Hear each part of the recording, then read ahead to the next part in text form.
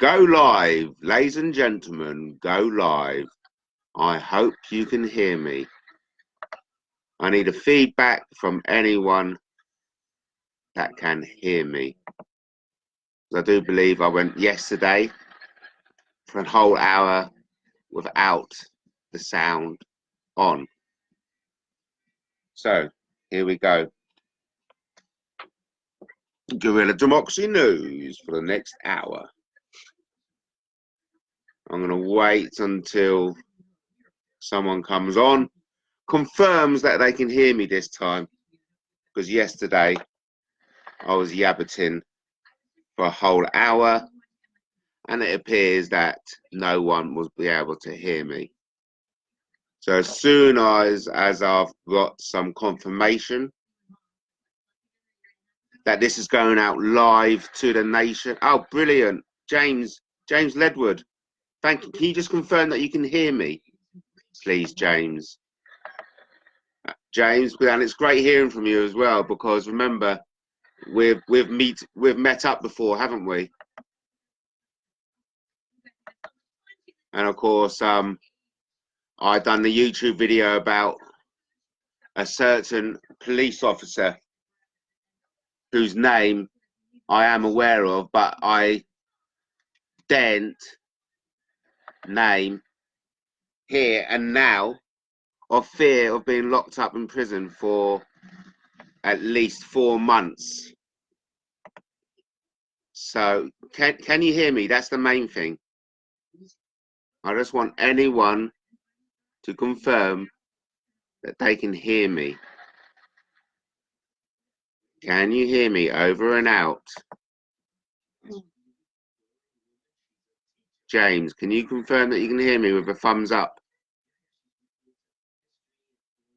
Okay, until that case then, I'm just going to get on with my work then. But like I said, I'm here for an hour and I'm open to questions, because this show, Guerrilla Democracy News Today, is all about the King Arthur II Awareness Month.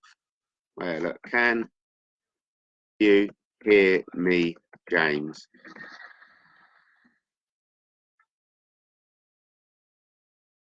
Because like I said yesterday, I think I went for a whole hour of Guerrilla Democracy News, the January monthly roundup, in which breaking news.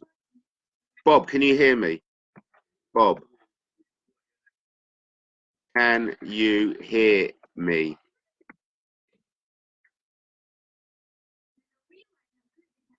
Dum bum bum. Over and out. Like I said, King Arthur. I'm going to be working on rebranding all my King Arthur II videos, which I've got. I'm going to pull up one now, just for an example. And I forgive at the start, what, King Arthur podcast by Matt Taylor. Put that into YouTube. And nothing comes, the one doesn't come up. Oh. Can anyone hear me? I really hope people can hear me. But I need one of you, please, if you don't mind, just to give me an indication that you can hear me. Because like I said yesterday, I done a whole hour of Guerrilla Democracy News, and which at the end of the hour, I realised that no one was be able to hear me. So it would be great if someone can confirm that they can hear me on this occasion. But until someone, Alex, can you hear me? Alex, can you hear me? No one is answering me. Over and out. Perhaps Alex will be kind enough to confirm whether they can hear me or not. No. Okay, oh, well, until then, I'm just going to spend this hour of Guerrilla Democracy News telling you all about King Arthwin, who's the son of Murig. Murig was the son of Chudrig or Theodore, however way you want to pronounce it. There's all Welsh, South Welsh names. So it's King Arthur II Awareness Month. This is Guerrilla Democracy News production brought to you by Mr. X. I'm too dangerous to be named in public. This is a Guerrilla Democracy News production. With King Arthur's legend stronger now than it's ever been in British history. Oh, Lizzie. Hi, Liz. Can you hear me? Yeah, I don't know where. Hiya, how you doing? Hi. Can you? I'm fine, and yourself? Yeah, we're good. We can't see you. Yeah, no, nor can I. I can't really see you as well. Oh, here we are. Hey. Oh, great to see you, wonderful kids.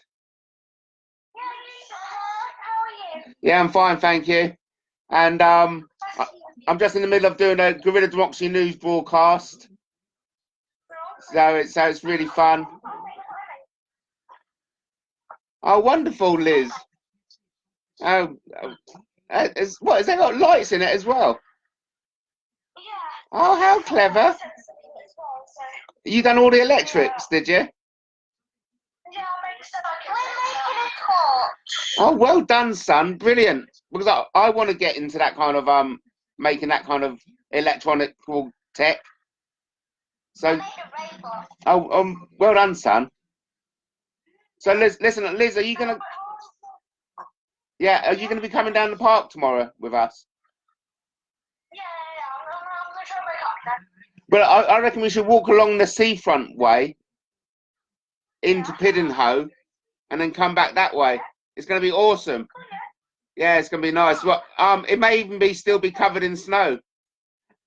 Hey, Lewis, I love the picture that your mum sent today of you out in the back garden. It was brilliant. It was very nice. Did you have to go to school today? Oh, brilliant news. Oh, I know. It's not fair, is it, Liz? I was so angry, so angry. Oh, mate. Well, you hit it well in the conversation. Yeah. Oh. Well, how was school today for you? Anyway.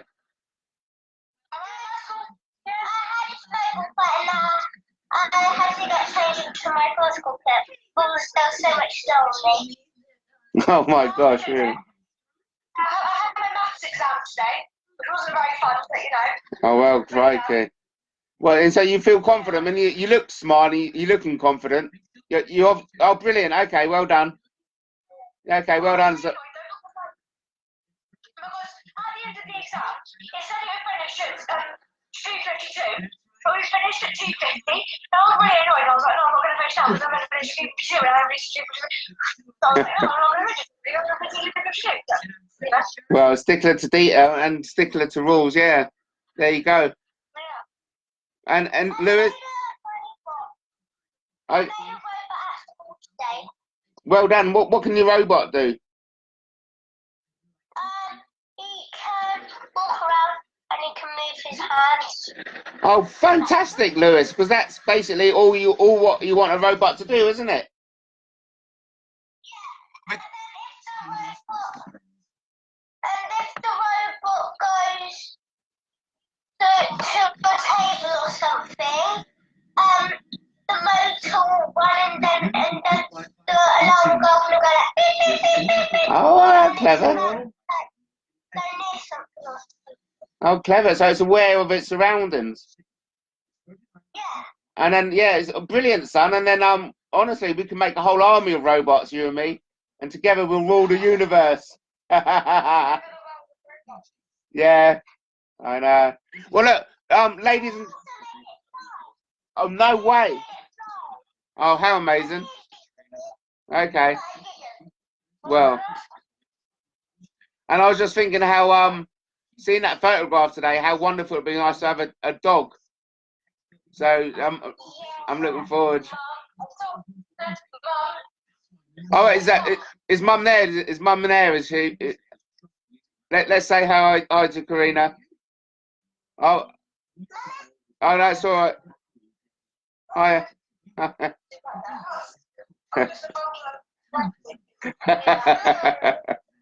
Brilliant. Well, okay, look, kids, I'm in the middle of doing a broadcast, so I'll say goodbye and I'll see you tomorrow, okay? Okay. I'll be there for 9:30. Okay. And we'll do this more often then, kids. Yeah. Yeah, it'd be brilliant, eh? Oh, and then Emma says hi. Yeah. Can you see Emma? Hi. We've got broadband now. Yeah, we've got broadband now. And Emma made a lovely chicken fajita today. So, so yeah, we're really our stuff. It's been lovely. Well, look, I can't wait to see you tomorrow. See you later. Yeah. Bye, son. Look after yourself. Bye. Right. Sorry about that. Yeah, Frank. Hi, Frank. Can you hear me, Frank? Frank. Can you hear me? I need some. Yeah. Oh, yeah. I can be heard. Thank you, Meredith. Right. Brilliant. Yeah. So yesterday, the breaking news and Guerrilla Democracy news, even though February, of course, is the King Arthur II Awareness Month. And of course, I've got loads of stuff to tell you about King Arthur. I'll just carry on with it now. King Arthur's legend is stronger now than it's ever been in British history. And Hollywood are desperate to score a hat trick. They're desperate to kickstart a run of 6 movies of King Arthur themed movies, which King Arthur II fulfills. Because King Arthur II is rebooting the legendary story of Britain's greatest king. And of course, the 6 movie run of King Arthur II movies will rival and even surpass. That's the magical thing about King Arthur. He will surpass the success of the billion-dollar Star Wars brand created by George Lucas. And so, ladies and gentlemen, this is the Guerrilla Democracy news breaking for February. It's the King Arthur II Awareness Month. King Arthur II movie coming to your cinema screens soon. It's the legend that never goes away. And of course, it was only yesterday that we had the fake news of we found Merlin. Merlin, in the sense that the story of the legendary Arthurian wizard is unearthed in archives. Now, I don't know if I can. There you see, we found Merlin. The title isn't fake, but the fact that Merlin is described as a wizard is the fake. That's the Oh, hi, yeah, yes, Mustafa. I mean, if you can hear me, why do I have to type it anymore? Yes, Kutafa. What is it? Tell me what it is. Yeah. And so where was I with the King Arthur? Because it's fascinating stuff. The true story of Merlin, according to the historical records of the ancient Welsh chronicles, is that Merlin was King Arthur II's teacher. And Merlin's full name was Merlin Emerys, which is spelled Emrys. It's a shame with this YouTube. No, yeah, hi. With this interactive live, can other people talk in so I can hear them as well or not?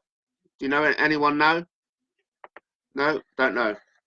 So anyway, essentially, according to the ancient Welsh chronicles, we've got King Arthur's school report.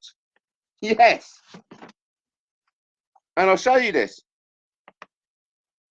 This is the school report, and this is where I'm getting it from. I'm getting it from King Arthur's life story, written by Annan Wilson and Baron Blackett, of King Arthur the War King. And it says there, the founder of Britain. And this is the Bible. for every King Arthur believer, such as myself. And of course, we've got this news at the end of January telling us we found Merlin, and of course it is. The ancient Welsh chronicles are littered with stories about King Arthur and Merlin. So of course we've got King Arthur II school report has been preserved in the ancient Welsh chronicles as Arthur's teachers Merlin and Leon, spelled Laen, it's Welsh, Laen. Again, I wish I had someone pronouncing these kind of Welsh words for me, but as far as I'm concerned, I'm seeing it as Leon, Merlin, sorry, Lewin. Merlin and Lewin tell Maurice, King Arthur II's dad, and this is the actual quote from it, that Arthur was the most determined boy they had ever seen, and that in their opinion, he was fearless without being rash or hot-headed in any way. Above all his other virtues, better change that spelling mistake there. Above all his other virtues, he had a brilliant mind. Merlin had sent messages to Maurice with the good news. Murig, I prefer to I'm going to change that. Because as in always, there's always different ways to pronounce these Welsh names. But I'm going to keep with Murig, King Arthur's dad, Murig. So Merlin has sent messengers to Murig with good reports concerning Arthur's conduct. All his teachers had great esteem for Arthur, and it was well known that these teachers, stroke living legends, would never give a word of credit or praise loosely. So, like I said, we've got King Arthur's school report preserved in the ancient Welsh chronicles, and King Arthur's teacher is Merlin. He is the most determined boy I had ever seen, and Arthur, in my opinion, is fearless without being rash or hot-headed in any way. Above all his other virtues, he has a brilliant mind. Okay, I'm going to say that again in the style of our English greatest actor, Michael Caine. King Arthur's school report, his teacher being Merlin. He is the most determined boy I've ever seen. And Arthur, in my opinion, is fearless without being rash or hot-headed in any way. Above all his other virtues, he has a brilliant mind. Okay, so King Arthur Awareness Month, brought to you by Guerrilla Democracy News. Let's just have Wes, Newell, Wes, you are my mate from the RMP, aren't you, mate? Wes, forgive me for getting names wrong, but you are the Wes I know from the Royal Military Police, aren't you, Wes? Wes, say yes, please. The good thing is I know people can hear me, which is wonderful. Otherwise, I was going to get on with the King Arthur Awareness Month, Guerrilla Democracy News, and hopefully I'll be here until 6, and I'll give you a recap on what I was going on about for an hour yesterday, by which nobody heard. This is the breaking news that Meghan Markle is not pregnant. Yeah, that it's been all faked, and that it's a false bump, and that they're using a surrogate mother. So, yeah, I mean, that's the breaking news from yesterday. And of course, there's also talk of Hollywood coming to Brighton. And I went all about the history of Brighton being the movie making capital of the world from 1895 to 1900, whereupon within those 5 years, they made 184 films. And what's significant is that it was 184 films more than what Hollywood made during those 5 years, because by the 1900, Hollywood had a population of just 500, a post office, a newspaper, a hotel, and 2 markets. Oh, look here. Oh, Jamie. Hi, Matt. Yeah, cool. I go get me coffee. Oh, thank you, Jamie. And isn't that great to hear from Jamie Anna Marie Patrick? Because she, well, you know, Princess Jamie, made me asking, is a true wonder of the 21st century. And great news that Jamie is off to get a coffee and have a listen. And of course, what we're talking about today is the King Arthur Awareness Month. I'll just slow down a bit because I'm really chuffed that Jamie has decided to join us. And of course, I just want to thank all the 6 people watching us at the moment. But I'm sure Wes Newell, you are a guy I know from the army, aren't you? Of course you are. You don't have to say anything. So, of course, to really appreciate the truth about the real King Arthur II and Merlin, who wasn't a wizard, but he was actually Arthur's teacher, I've got to first set the scene and put Arthur's life into some context. At the time, young Arthur was going to school. He would have been 7 years old. The nation of ancient Britain were reeling from the death of their paramount Pendragon king, King Frederick. Or I prefer to make that simpler to King Trudrig. Trudrig. Tewdrig. I'm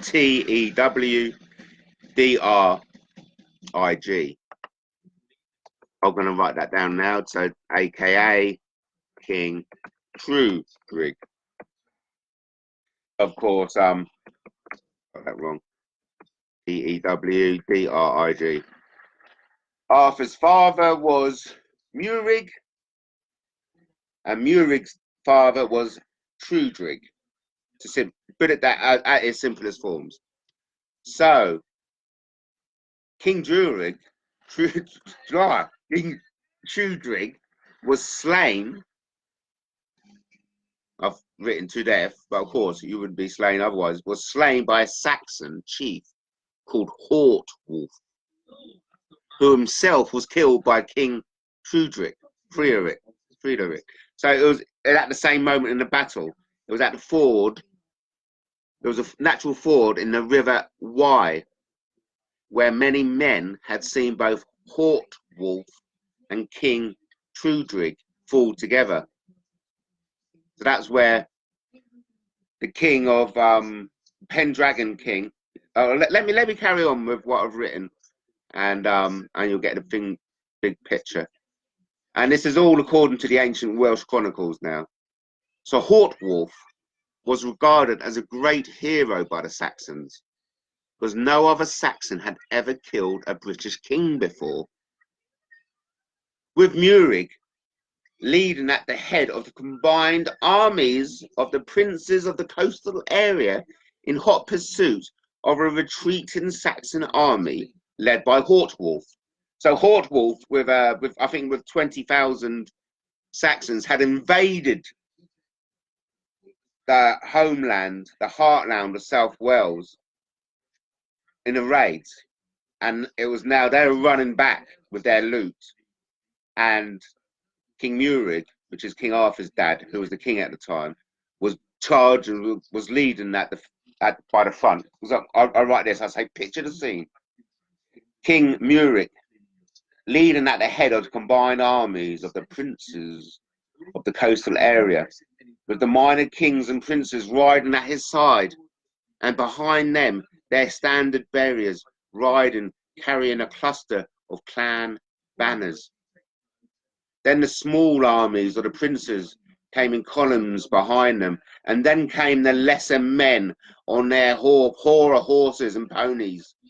Hundreds of infantry and archers trotted and ran with these poorer horsemen, holding onto horses' manes and tails and riders' stirrups to be pulled along.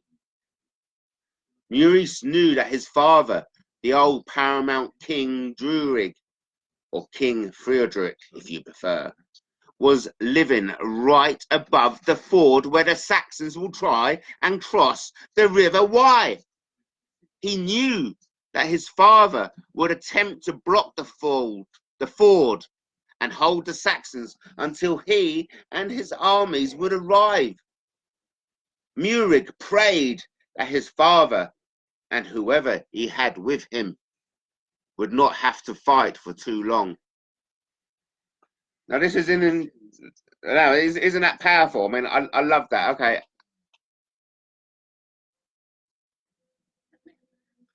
Jamie's, I've been up all night, Princess. I do watch. Yeah, good. You go to sleep, Jamie. If you've been up, I know this can wait, my love, but your sleep can't.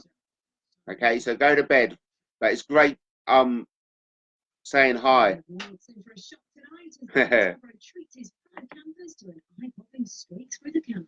It's a shame. I can't hear anybody else's voices. Wouldn't it? It'd be much better. Because that we could really have an interactive guerrilla democracy news then. You know what I mean? So anyway, but so it's a shame. Okay, but thanks anyway for, and I think everyone should write in the comments and say something. Otherwise, I was going to get back to King Arthur. Now, I want to introduce a new character called Coldred. Right, Coldred. Do you know that Saxon who went on to become Arthur? How do you pronounce that? It's Cold. It's C-O-E-L. Yeah. Red. It's like Joel Coldred. Coldred. Coldred. So there's a guy called Coldred. Yeah, you've got to imagine it with an accent. Coldred. Coldred. Coldred. Yeah. He was the morning son of Hortwulf, who would later become friends with King Arthur II. He would rather his father be alive as an ordinary man, and the old British king alive too, than have his father, a dead hero, and the house quiet and in mourning. Other boys from Coleridge's village had also lost fathers and brothers and uncles when they attacked the British homeland, and there was always talk of war and revenge. So that's the setting. That's the setting done, okay? Setting done on the sun. That's where we want to take up King Arthur's life, basically. And this is where, of course, where this is the real truth about Merlin. He wasn't a wizard. He was King Arthur's teacher. Okay, so it was at this point that the news of, like, basically King Arthur's granddad reached Merlin's Hall, which was high in the North Welsh mountains, where young can we turn this down a bit? What, TV? Yeah. Yeah. Just down to 20 because it's a really good bit. So we're talking about Merlin's Hall, high in the North Welsh mountains, where young King Arthur II, from age 7 to 14, was being schooled along with his peers to be warriors, taught by the legendary warlord Merlin and his equally legendary companions Moro, Tegid, Tegid,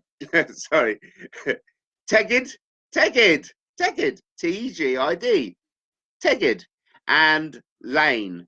Well, it's spelled Laen, so let's just call Lane or Lane. Tegid, Moro, Tegid, and Lane. So, with a ratio of 4 teachers to 3 pupils, Arthur and his peers, his friends, grew up being taught by the living legends, who they themselves had been grown up hearing in awe the stories of their exploits in war. So King Arthur II and his friends who went to school with him were Melgwyn, son of Cadwallon, Long Hand of North Wales. Now, Melgwyn was the oldest and he was the tallest amongst the 3, and he could hurl stones and javelins across enormous distances. The next friend was Caius, Caius, Caius. was Caius. That's it. So it was Melgwyn, Caius, Melgwyn, Caius. No, Caius. Let me tell you about Caius. Caius had a temper. He was arrogant and he was bold and capable of bearing a grudge. And then there was Bedwer. Now, Bedwer was son of Petronus. And Bedwer was a solid and dependable type of lad. He was even-tempered and hot-natured, and he was the closest friend of Arthur. Now, as they grew older, Merlin began to teach them the reason of warfare and strategy. He taught them the wisdom of choosing the time and play of a battle to their advantage, and how to calculate the difficulties and problems which the enemy was facing. They learned that their ancestors had always known the value of the value. They'd always known the value of surprise attacks, of taking the enemy off guard, with attacks from ambushes out of woods and behind rocks, and attacks by night to create confusion. Always Merlin, Leon, Morrow, and Tegid taught them to probe for the enemy's weakness. A lack of horses meant immobility, and a great number of men would mean severe shortage in food supplies. An enemy carrying large amounts of stolen booty was handicapped by the materials he had stolen and the herds of cattle he was hustling. All their training was basically tuned to war and violence. Long marches and hill climbs with basic rations of the smoked, hard, dried bread that the British carried with them in strips on their campaigns. All this taught them how to live for days on very little.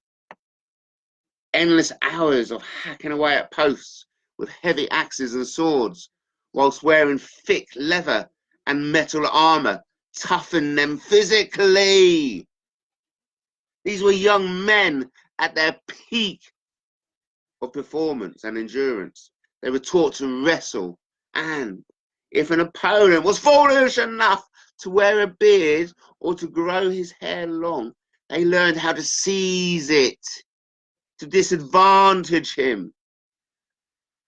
All the British wore their hair short and shaved their faces and body hair to avoid dirt and body lice, and also to avoid disadvantage in close combat.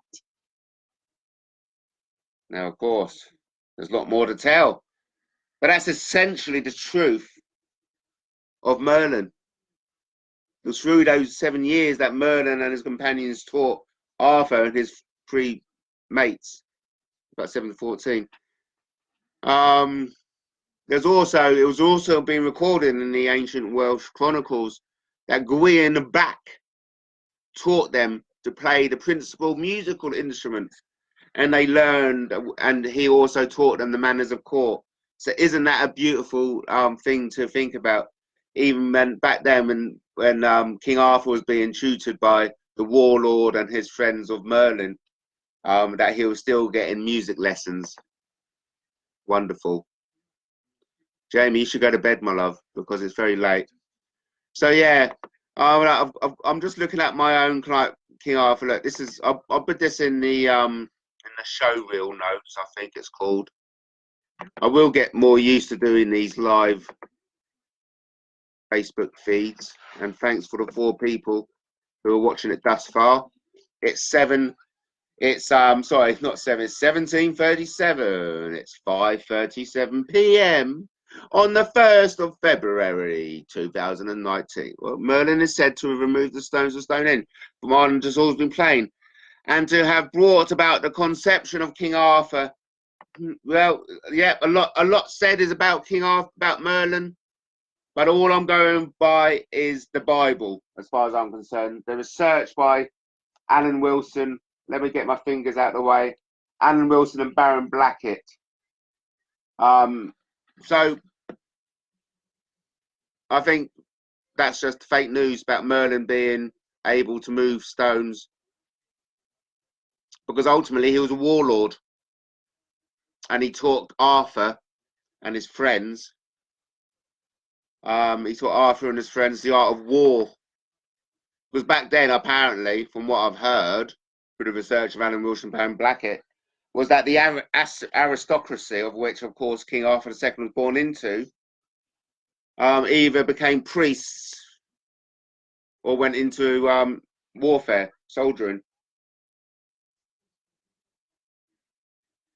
So it's fascinating that King Arthur's friends who went to school with him was Melgwyn, Caius, and Bedwin. Melgwyn, Caius, and Bedwer. I'm terrible at bloody pronouncing all these Welsh names, but it is the most fascinating subject. And of course,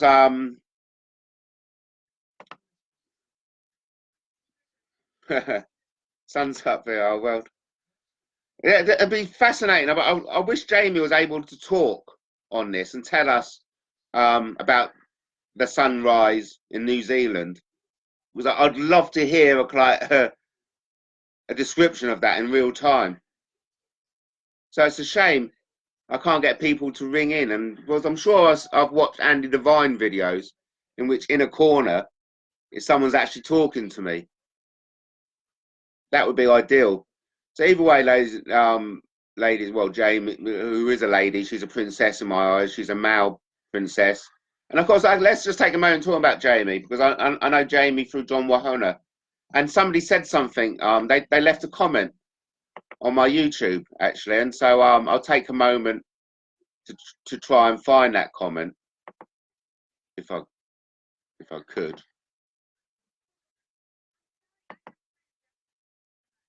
Because, you know, and he talks about John Mahoney. I mean, I'm blessed to still be the leader of the UK King William IV party. No, I can't seem to retrieve that comment at the moment, which is a bit of a shame. But I stand by everything I do on behalf of John Mahoney. And of course, Jamie knows John especially well, because Jamie's been his secretary and helped very much in what John has achieved. And of course, a big shout out to everyone who supports John Mahoney, because he's the surrogate King William IV. My head's all around him. He's obviously the surrogate, King William IV. Which in fact, that was really funny, because where is that book? I found this really good book at the at a charity shop. It was about what really goes. Where is it?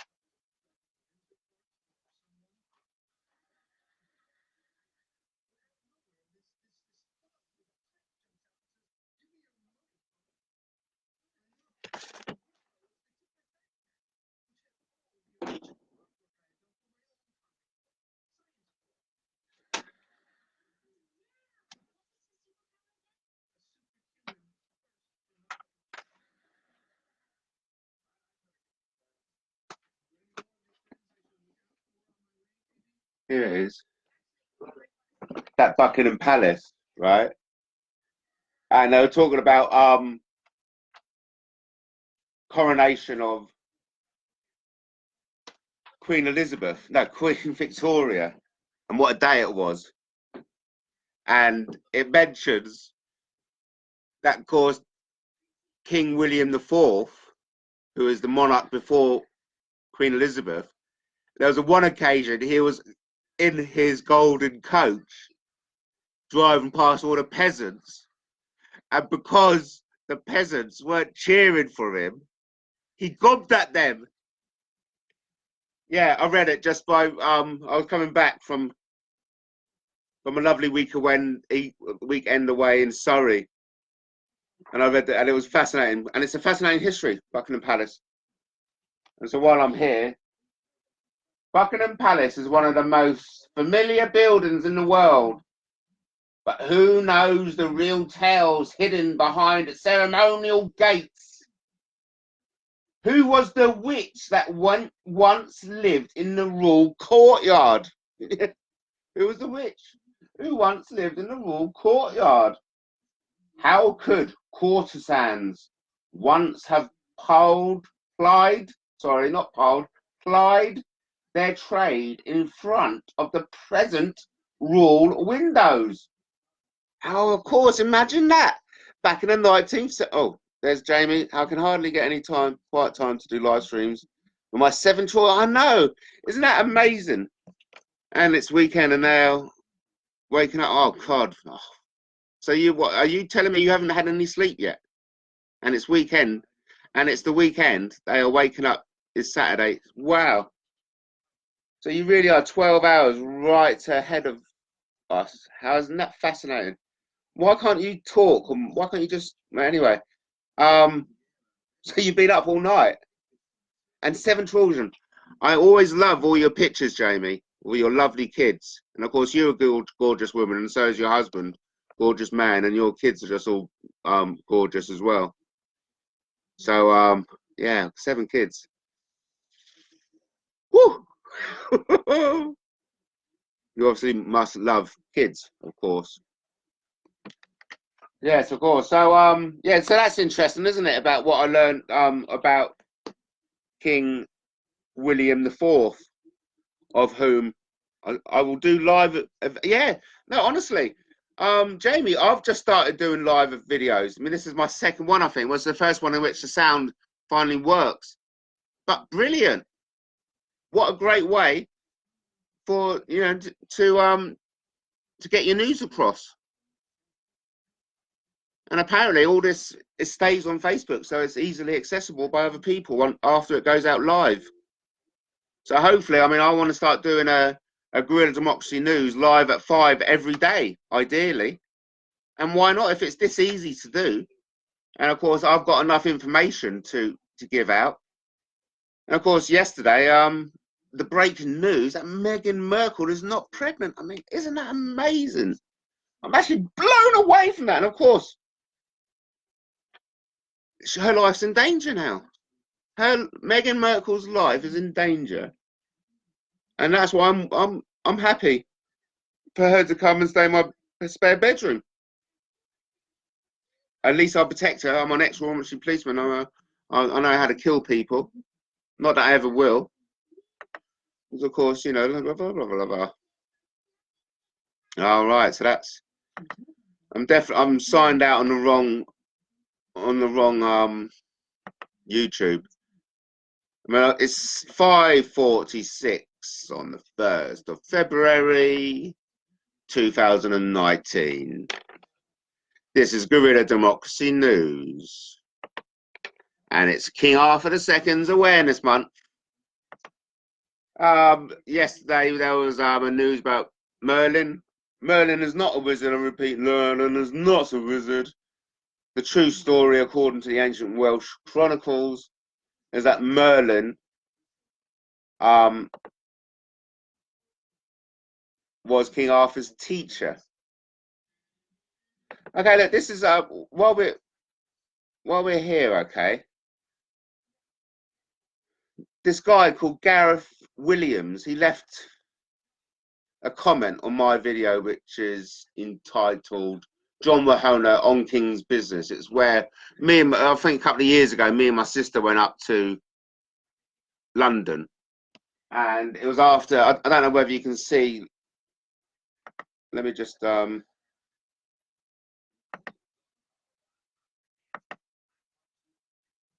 we go. See in the background there's the flag, okay, that's the King William IV trading flag. And so I took it up to London and I flew it outside the Buckingham Palace, just a forewarning, really, that I knew what was going on. I knew that John Mahona, you know, had called out Queen Elizabeth II. He called her out. And of course, we know that only kings, monarchs can dispose of monarchs. And of course, John Mahona is a monarch, a Mao monarch, who's 12 hours ahead of us in New Zealand, of which Jamie, secretary and right-hand lady, is watching the show now. So it's Gareth Williams, 22 hours ago. He said, Mr. X, which is, of course, who I'm otherwise known as the national press. I'm too dangerous to be named in public. So it goes, at Mr. X, you are gullible. You do realise that flag is just an identity flag for the United Tribes of New Zealand. Brilliant. Okay. So that flag represents them. Okay, that's fine. And all you mugs are sending King John money because he's a potless chancer with less brain cells than teeth. Grow up. What? Who the fuck? Sorry for swearing. I even spat something out there. Very, very uncouth for me. On live Facebook, which I do apologise for. But thank you, Gareth, for your comment. I'm not gullible at all. I believe I'm a very intelligent person. And I respect John tremendously. And I feel very blessed and privileged to be the leader of UK's male King William IV party, a position which I take very seriously and which I intend to utilise for all it's worth. I mean, John Wahona, what he's doing is revolutionary, and I'm behind it 100%, especially when I'm writing a part of it, because what John is essentially providing the world is male tidal energy. This is bringing power essentially right into the hands of everyone in Britain and around the Commonwealth. And all you have to do is really just go to the malepowerhouse.com, just search for John Wahona on Facebook and look for him on YouTube. Because like I said, we've only 10 minutes to go in this special 1st of February Guerrilla Democracy News. I just want to make clear to everyone, I'm not gullible when it comes to John Wahona. And I'll take offence that he's been called a cotless chancer with less brain cells and teeth. Please, you grow up. Right, you grow up, because I tell you what, okay, I've done a video about this not too long ago when Piers Morgan, okay, against Ross Greer, and it was a very good debate about the whether Winston Churchill was a white supremacist and a racist. And of course, I believe, I believe Piers Morgan lost the argument because when you call some people names, which he called Ross a ginger turd, you win. You lose, don't you? You lose. You lose the argument as far as I'm concerned. No need to call people names like that. John Wahona is a decent man. I've got utmost respect for, and I'm happy to represent his UK King William IV party, because ultimately that's the only party with the solutions facing this planet. So we've got 9 minutes to go. Thank you for the 4 people who are watching. Of course, so I hope you've learned loads of new things about King Arthur II. King Arthur II is a real historical figure. He was born in 503 AD. He was a son to Murig. Murig was a son to Trudrig. And King Arthur's lineage went all the way back via King Arthur I to Constantine II, and ultimately to Brutus. But ultimately, King Arthur lineage went back to the Holy Family, because we've got the evidence within the ancient Welsh records that says King Arthur is descended from Anne. Anne was Mary's sister, and of course we all know who Mary is, don't we, from the Holy Family? Yes, it was Jesus Christ's mother. And while we're on the subject of Jesus Christ, let me just throw in the fact that Jesus Christ survived the crucifixion and came to South Wales, where he's actually buried, in which Anna Wilson and Baron Blackett can identify the site of Jesus Christ. That's Guerrilla Democracy News. Now, that's a great example of Guerrilla Democracy News. Can you see Emma in the background? Emma may want to turn around and give you a wave, but I doubt if she will because she's camera shy. Oh, what a beautiful name. Tipu and Angela Drake has joined. Thank you, Tipu Khan and Angela Drake, for joining. Shame it's only got 7 minutes left in this February the 1st broadcast of Guerrilla Democracy News. And of course, it's all about King Arthur II Awareness Month. And we kicked off with the truth about Merlin. Merlin wasn't a wizard. Merlin was King Arthur's teacher. Yes, back in the old days, Merlin, along with 3 other friends, 3 other of his peers, were sent off to North Wales, to the mountains, to Merlin's court, Merlin's hall, it was actually referred to, high in the Welsh mountains, where from 7 to 14, Merlin was taught how to become a soldier. I mean, I've actually got the actual, what the ancient Welsh chronicles actually said about it. Let me just read, you know. As they grew older, Merlin began to teach them the reason of warfare and strategy.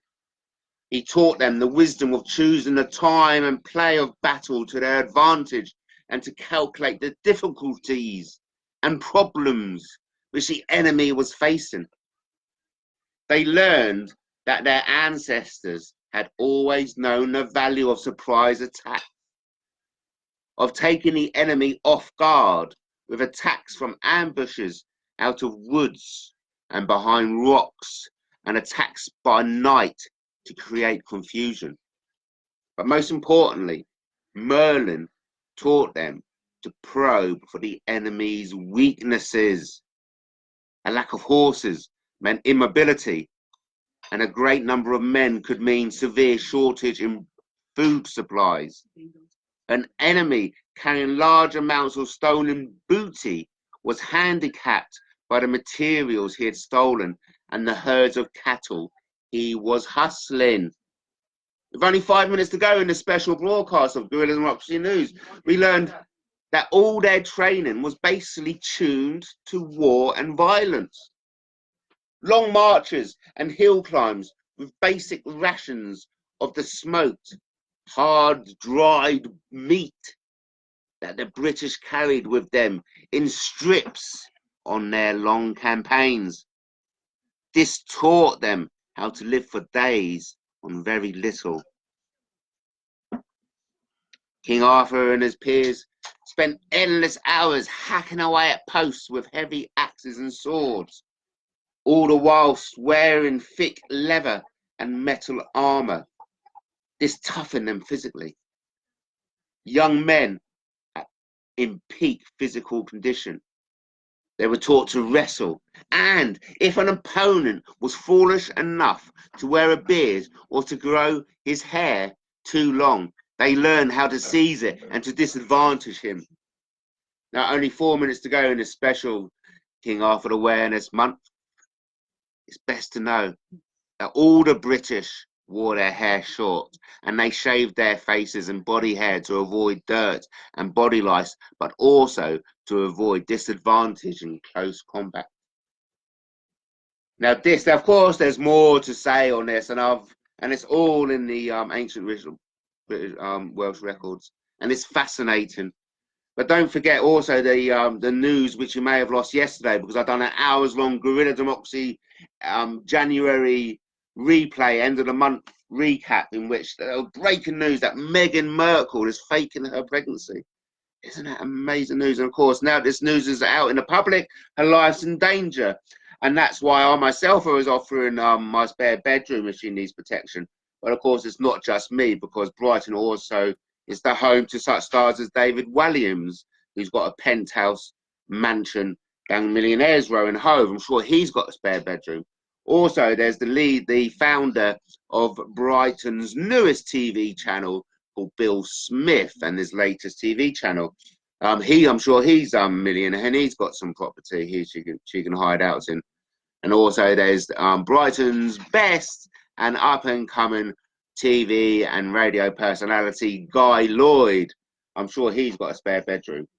Now, of course, yesterday we also spoke about Brighton and its role as the world's movie making capital between 1895 and 1900, in which during those 5 years, Brighton made a total of 184 films.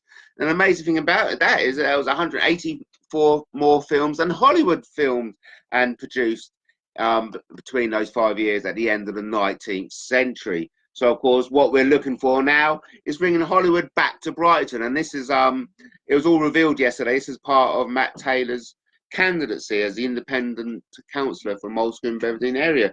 He wants Hollywood to build a new film and TV studios on the outskirts. And, of course, because Moulsecoomb is on the outskirts of the city going into nature, well, I propose that the film and the TV studios is made out of earthship material, blending in the fact that recycled materials such as tyres and glasses will be used to build the film studios. But honestly, I wish I had more to say. We've only got 1 more minute. Thank you for everyone watching today's. Oh yeah, good question. Good. I don't need to. Yeah, Jamie said on the, did an incubus in pregnant Mary to get Jesus Christ. I'm sure what happened, right? I may have to go off end screen at 6, but Daddy got his willy and Mummy had her fanny, and I'm sure Daddy pushed his willy into Mummy. Oh, just how Jesus was conceived. I'm sure that was how it happened. I'm sure Jesus was conceived the natural way. Sorry, I gotta go. Thank God. 6 o'clock end.